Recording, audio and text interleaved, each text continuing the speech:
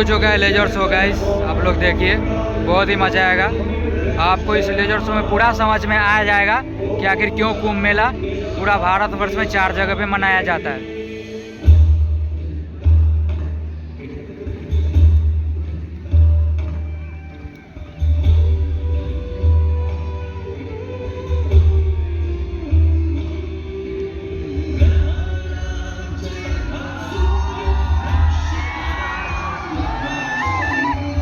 सब हल्ला कर रहा है गाइस।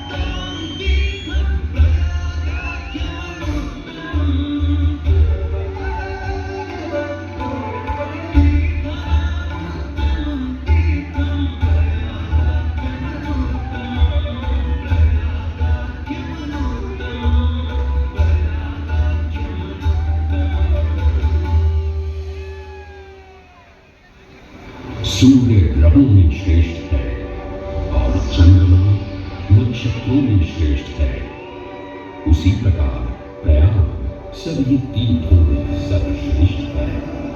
पद्म पुराण में वर्णित ये श्लोक जिस तरह प्रयाग की विशेषता को दर्शाता है, उसी तरह इस पावन क्षेत्र का गुणगान करने वाली अनेक पौराणिक कथाएं, किंवदंतियां एवं कहानियां आज भी जनमानस में प्रचलित है।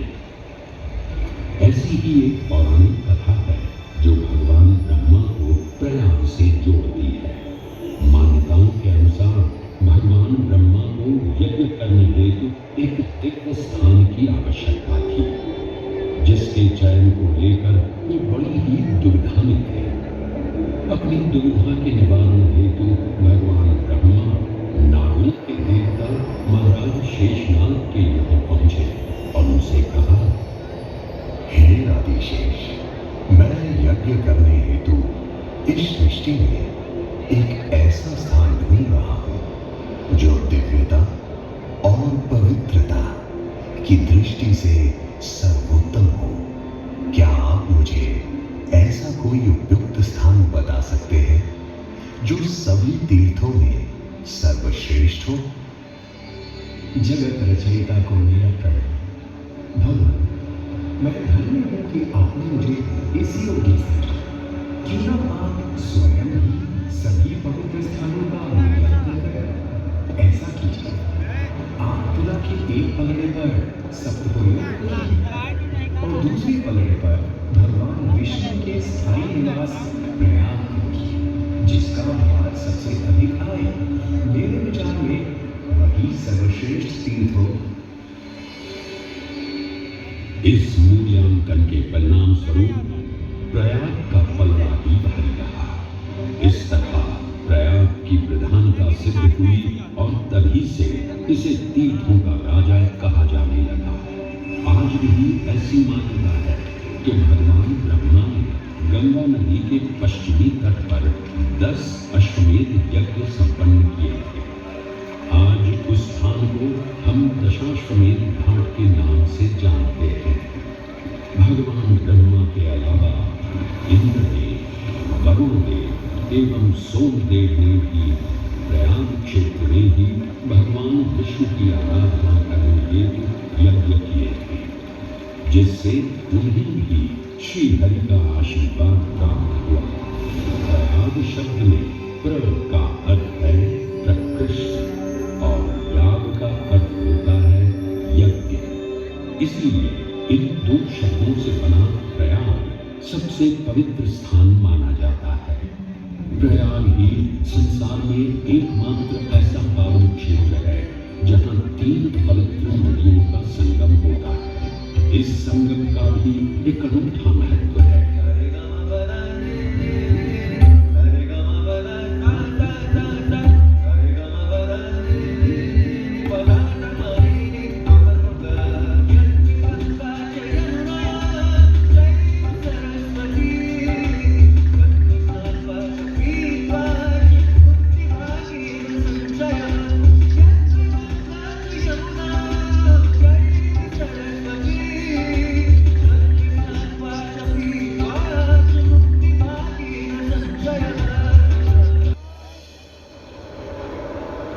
प्रयाग में गंगा, यमुना और सरस्वती जैसी 3 सबसे पवित्र और पूजनीय नदियों का दिव्य संगम होता है। इन नदियों के संगम में स्नान करने एवं संगम का जल ग्रहण करने से मनुष्य मुक्ति का अधिकारी बन जाता है और इसमें किंचित भी संदेह नहीं है।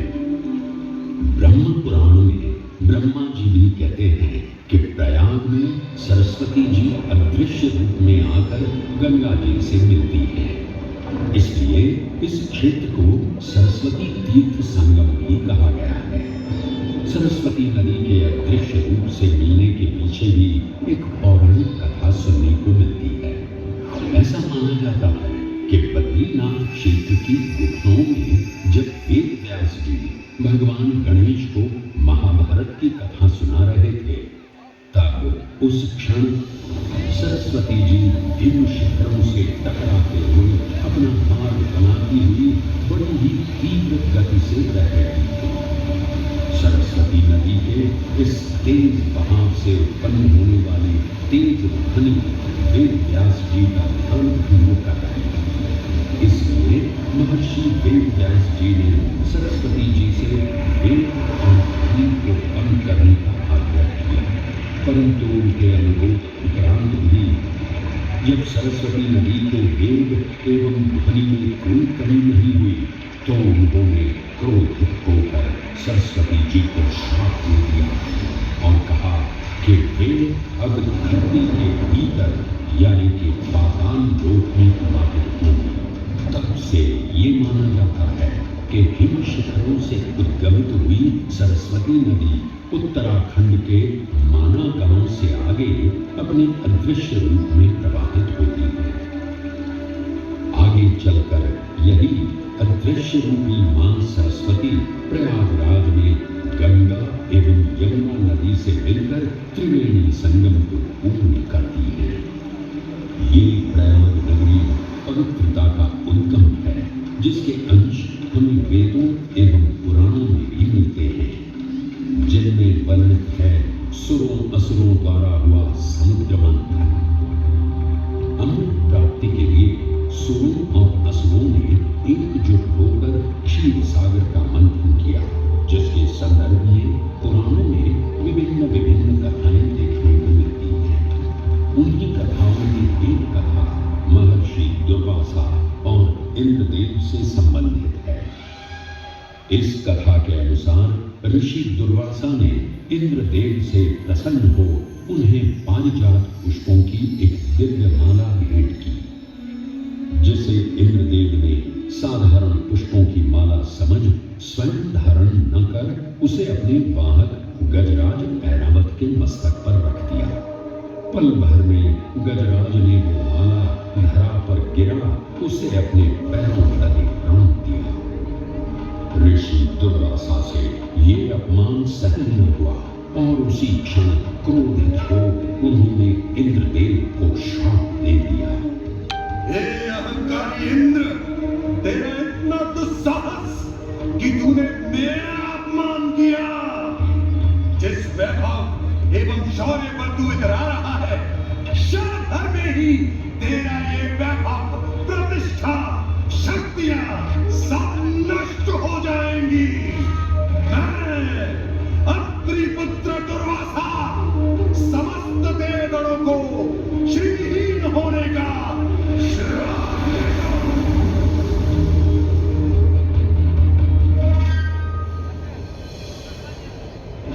इस श्राप के परिणाम स्वरूप स्वर्गलोक से लेकर वैकुंठ धाम तक का सारा वैभव चला गया। जहां स्वर्गलोक में सभी देवता अपना वैभव एवं शक्तियां खो चुके थे, वहीं वैकुंठ धाम में मां लक्ष्मी भी क्षीर सागर की गहराइयों में चली गई। उनके जाते ही सृष्टि का संतुलन बिगड़ने लगा एवं असुर राजा बलि ने तीनों लोक अपने अधीन कर लिए। ये सब देखकर सभी देवतागण अपने श्राप के निवारण हेतु भगवान विष्णु की शरण में जा पहुंचे और कहने लगे, हे पालनहार, हे स्वामी, अब आप ही हमें इस श्राप से मुक्त होने का मार्ग बता सकते हैं, अन्यथा हम अपनी शक्तियों से सदैव वंचित ही रहेंगे और युद्ध में कभी भी असुरों का सामना नहीं कर पाएंगे।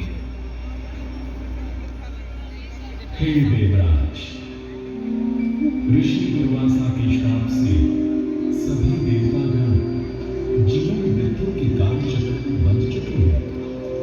इस काल चक्र एवं श्राप से मुक्त होने के लिए अब केवल एक ही मार्ग शेष है और वो है समुद्र मंथन।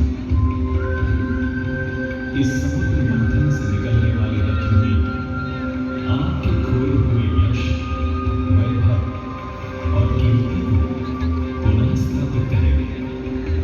परंतु आपको इस मंथन के लिए असुरों के बल की भी आवश्यकता होगी, क्योंकि उनके बिना यह समुद्र मंथन संभव नहीं है। जैसी आपकी आज्ञा प्रभु, हम असुरों के साथ समुद्र मंथन करने के लिए तैयार हैं। देवताओं और असुरों ने एकमत होकर क्षीर सागर का मंथन करना स्वीकार किया। जहां मंदार पर्वत मथनी के रूप में आए तो वहीं वासुकी नाग को नेति की भूमिका मिली। भगवान विष्णु ने स्वयं कुर्म अवतार धारण कर मंदार पर्वत को उसका आधार प्रदान किया। क्षीर सागर को मथना शुरू किया गया और 14 रत्नों में सबसे पहले हलाहल विष उत्पन्न हुआ। उस विष के प्रभाव को कोई भी देवता या असुर सहन करने में समर्थ नहीं थे। इस कालकूट विष से सृष्टि का विनाश हो सकता था। इसीलिए इस आपदा से बचाने स्वयं देवों के देव महादेव प्रकट हुए और उन्होंने इस विष का पान किया। ये सब देख मां पार्वती ने विष को भगवान शिव के कंठ तक ही रोक दिया। इस कालकूट विष के प्रभाव से महादेव का कंठ नीला पड़ गया और तभी से उन्हें नीलकंठ के नाम से भी जाना जाने लगा।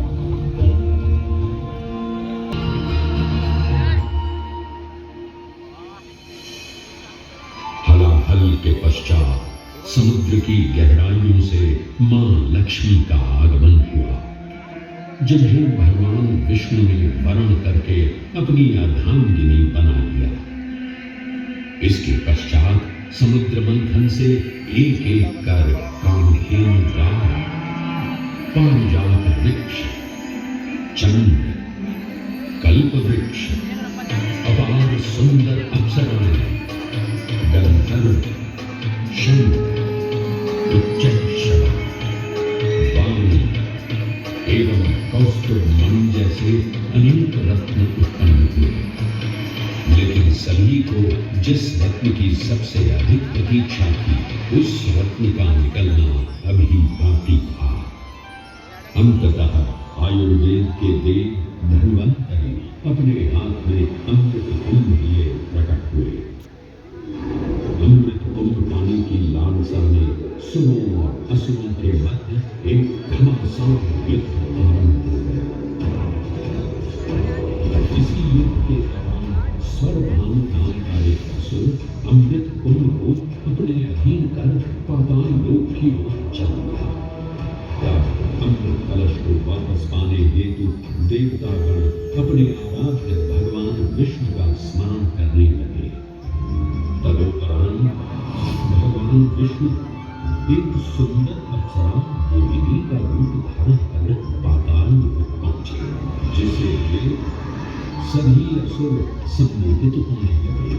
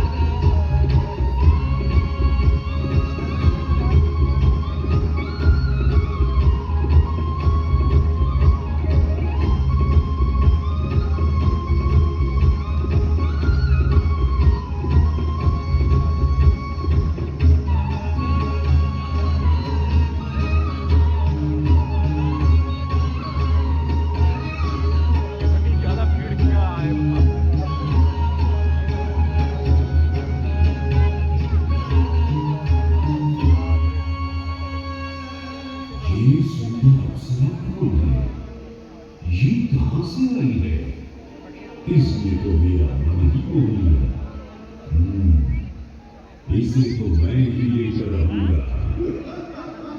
ये सुंदर अप्सरा ने तो उन सबको सम्मोहित कर लिया है। हे सुंदर, तुम कौन हो और यहाँ क्यों आई हो?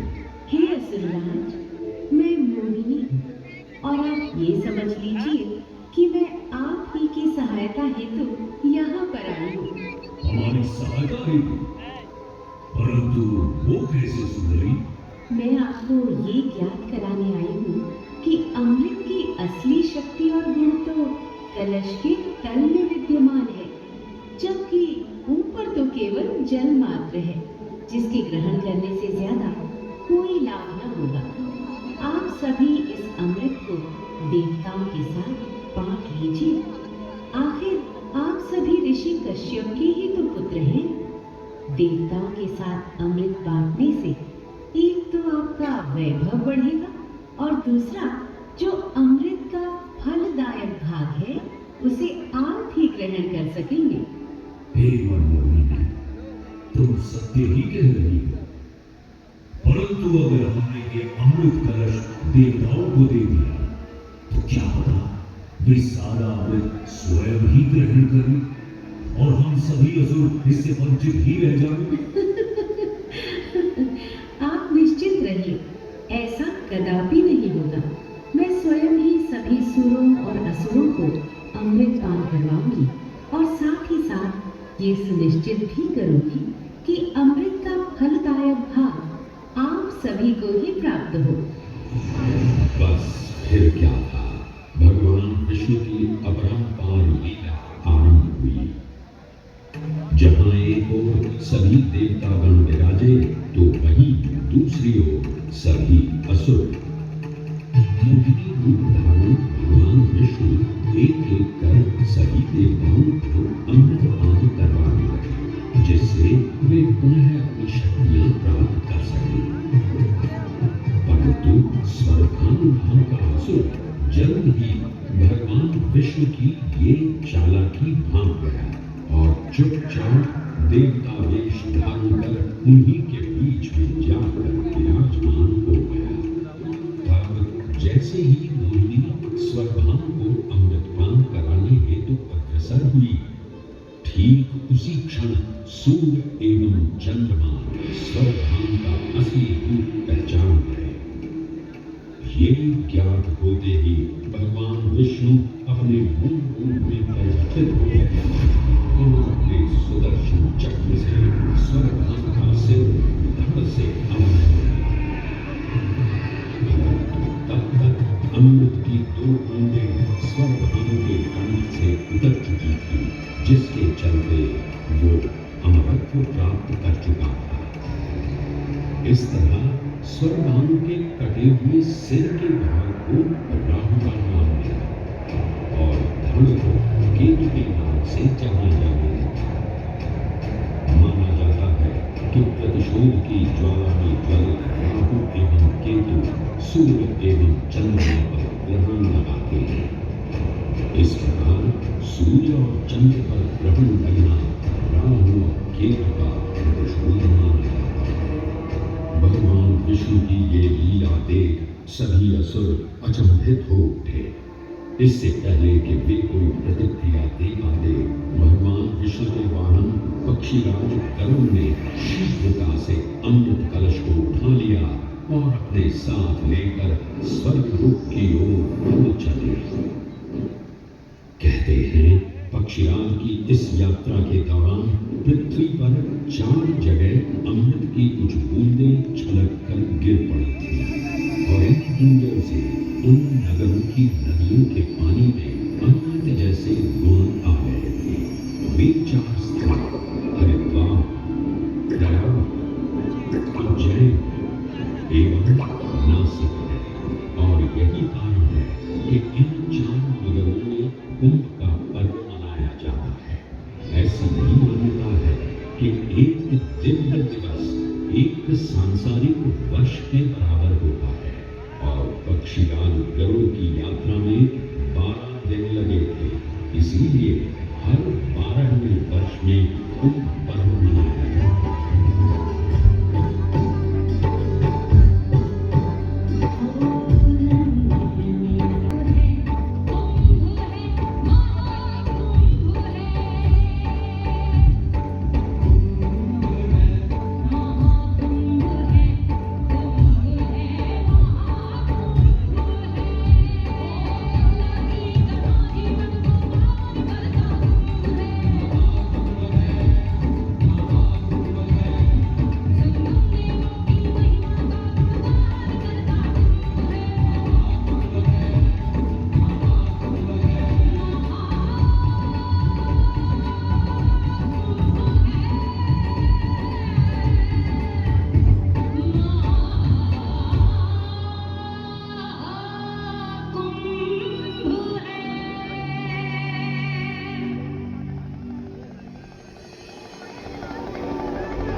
ग्रहों के अनूठे संलेखन से सुनिश्चित होता ये कुंभ महापर्व प्रयाग की भूमि पर उसी नक्षत्र में आयोजित होता है जिस नक्षत्र में यहाँ अमृत की बूंदें गिरी थी।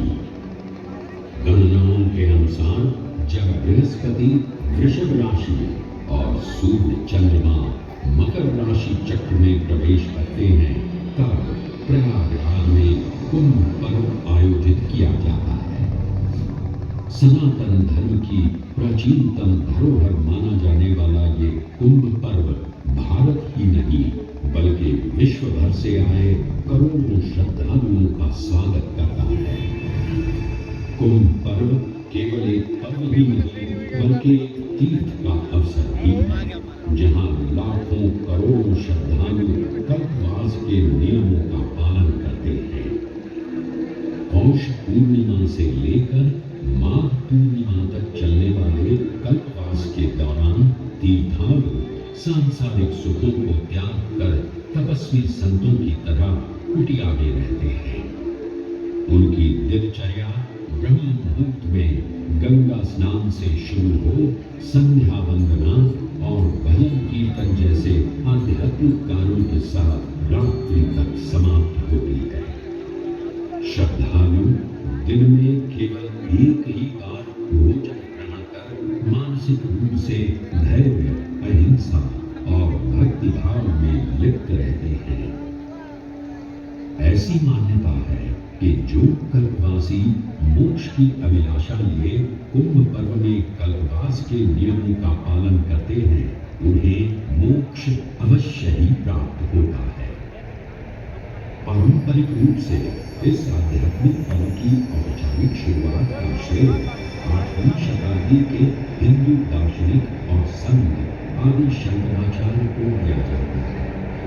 उन्होंने न केवल 4 पवित्र मठों पुरी, श्रृंगेरी, द्वारका और बद्रीनाथ की स्थापना की थी बल्कि सन्यासी परंपरा को जीवित रखने हेतु 10वीं सन्यासी व्यवस्था का गठन भी किया जिसके अंतर्गत निर्वाण, अटल, निरंजन, आनंद, जूना, आवाहन और अग्निसात नामक 7 अखाड़े निर्मित हुए।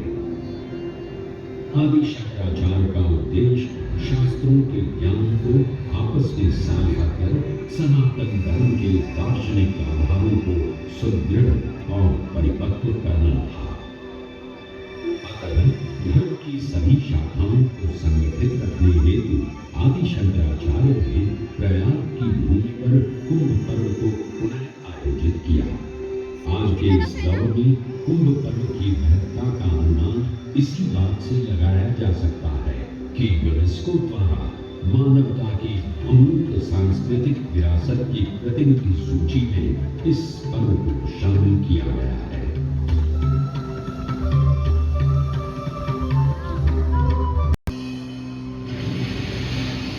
त्रिवेणी, माधव, सोम, भरद्वाज, वासुकी, अक्षयवट और शेषनाग प्रयाग के इन 7 तीर्थ नायकों की हम वंदना करते हैं।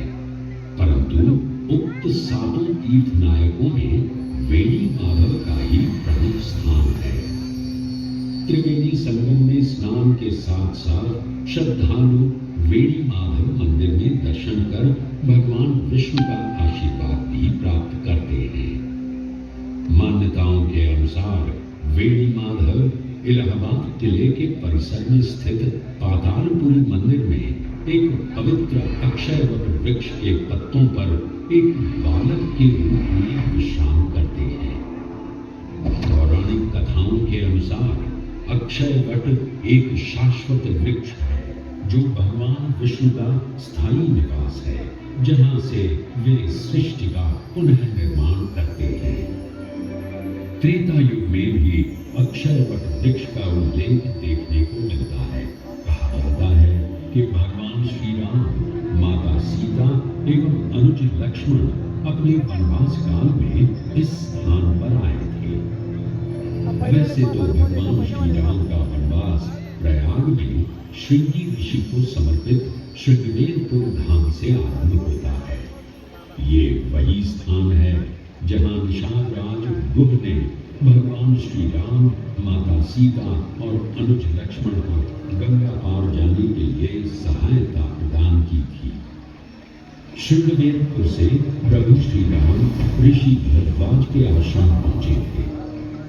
भरद्वाज मुनि बसहि प्रयागा गोस्वामी तुलसीदास जी ने रामचरितमानस में ऋषि भरद्वाज का निवास स्थान प्रयागराज ही बताया है। ऋषि भरद्वाज से त्रिवेणी संगम की महिमा सुन प्रभु श्री राम, माता सीता और अनुज लक्ष्मण त्रिवेणी संगम में स्नान कर तीनों नदियों का आशीर्वाद प्राप्त करते हैं। इसी कड़ी में एक प्रचलित कथा के अनुसार संगम तट पर ही माता सीता ने प्रभु श्री राम से महादेव और परम शक्ति मां पार्वती की आराधना करने की अपनी मनोकामना को व्यक्त किया था, जिसके उपरांत प्रभु श्री राम ने यमुना तट पर भगवान भोलेनाथ और मां पार्वती को समर्पित एक मंदिर का निर्माण करवाया था, जिसे आज हम मनकामेश्वर मंदिर के नाम से भी जानते हैं। त्रेता युग में स्वयं प्रभु श्री राम ने माता सीता के साथ इसी मंदिर में भगवान शिव एवं मां पार्वती की पूजा अर्चना कर उनसे आशीर्वाद प्राप्त किया था। महादेव के इस प्राचीन मंदिर से अगर थोड़ा आगे चले तो उन्हीं के अंशानुसार पवन पुत्र हनुमान जी का मंदिर भी विद्यमान है।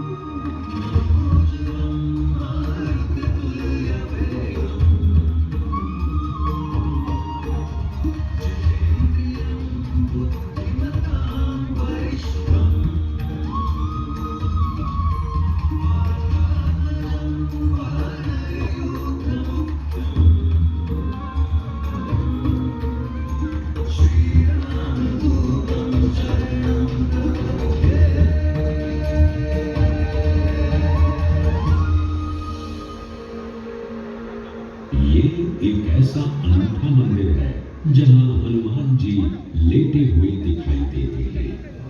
प्रचलित कथाओं की माने तो हनुमान जी के आदेशानुसार बाघंबरी बाबा को इस तट पर उत्खनन करते समय हनुमान जी की एक दिव्य मूर्ति प्राप्त हुई थी, जिसके फलस्वरूप आज यहाँ बड़े हनुमान जी का मंदिर विद्यमान है। इस चमत्कार से विस्मयाभिभूत हुए बाबा बाघंबरी ने हनुमान जी की सेवा में अपना जीवन समर्पित कर दिया। आज भी इस मंदिर की देखरेख का कार्यभार बाघंबरी गद्दी ने ही संभाल रखा है।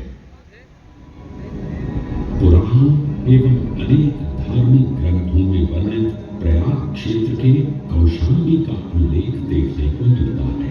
कौशाम्बी प्राचीन भारतीय वत्स महाजनपद की राजधानी थी। गौतम बुद्ध ने अपने तपस्वी जीवन के 6ठे और 9वें वर्ष यहीं बिताए और अपने अनुयायियों को कई महत्वपूर्ण धर्मोपदेश भी दिए।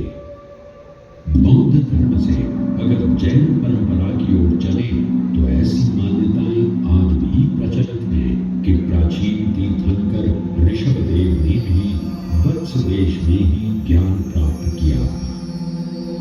इसके अलावा 6ठे जैन तीर्थंकर पद्म प्रभु का जन्म इक्ष्वाकु वंश में राजा श्रीधर और रानी सुसीमा देवी के घर कौशाम्बी में ही हुआ था। यहाँ तक कि मगध सम्राट अशोक ने भी अपनी शाही देखभाल के लिए इसे अपनी उपराजधानी बनाया था।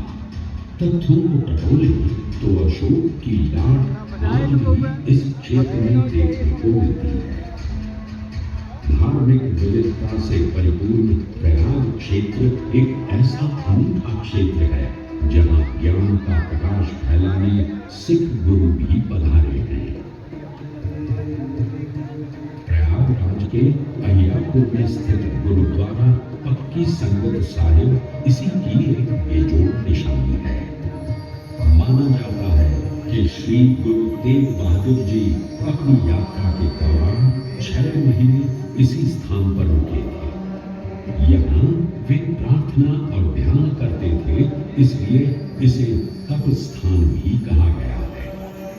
ये कहना गलत नहीं होगा कि त्रिवेणी संगम के तट पर गुरुओं और संतों की शिक्षाओं का अनोखा समावेश है ये गुरुद्वारा पक्की संगत साहिब। इलाहाबाद या इलाहाबाद के नाम से कुछ समय के लिए चर्चित ये प्रयागराज आज भी जीवंत है। धर्म और संस्कृति का अनूठा इतिहास संजोए हुए तीर्थराज प्रयागराज में वेणी माधव, शिव और शक्ति के विभिन्न स्वरूप आज भी विद्यमान हैं, जो इस पावन क्षेत्र को अद्वितीय बनाते हैं। प्रयागराज की इतनी विशाल पृष्ठभूमि समझने के बाद लगता है कि ये कहना कभी गलत नहीं होगा कि प्रयागराज सिर्फ एक शहर नहीं बल्कि अपने अंदर दैवीयता, विविधता और धार्मिकता को संजोए हमारा पूर्ण गौरवशाली इतिहास है।